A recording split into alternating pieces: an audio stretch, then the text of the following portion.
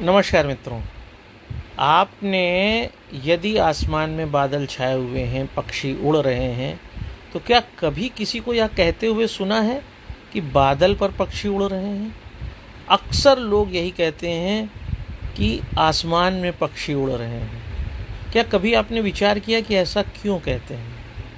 निश्चित रूप से आप जानते हैं कि बादल हमारे लिए पानी लाते हैं, धरती को भिगोते हैं, हरियाली का अर्थ स्पष्ट करते हैं। महत्वपूर्ण बादल ज़्यादा हैं, लेकिन हम कभी बादलों की उतनी बात नहीं करते। हम जो कुछ भी कहते हैं वह आसमान के संदर्भ में ही कहते हैं।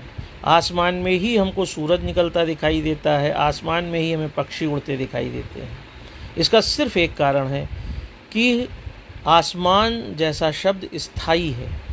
वह हर पल हर क्षण आपको दिखाई देता है, लेकिन जो बादल है वह क्षणिक है, अस्थायी है।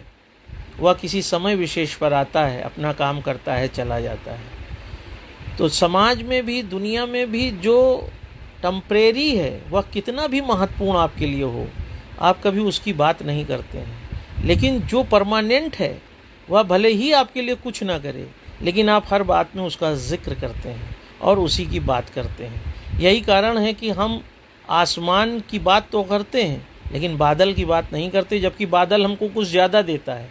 आसमान जैसा कुछ है भी नहीं, क्योंकि आसमान तो सिर्फ सांस्कृतिक नाम है उस अंतरिक्ष का जिसे हम आसमान कहते हैं, क्योंकि आसमान तो कहीं नहीं होता है।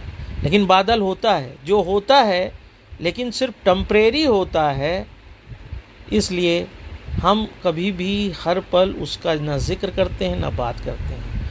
और जो टेम्परेरी नहीं है, परमानेंट है, हम उसके लिए कहते रहते हैं हर बात। इसीलिए हम कहते हैं आसमान में पक्षी उड़ रहा है, बादल में पक्षी उड़ रहा है हम नहीं कहते हैं। इसलिए अपने जीवन में स्थायित्व को महत्व दीजिए।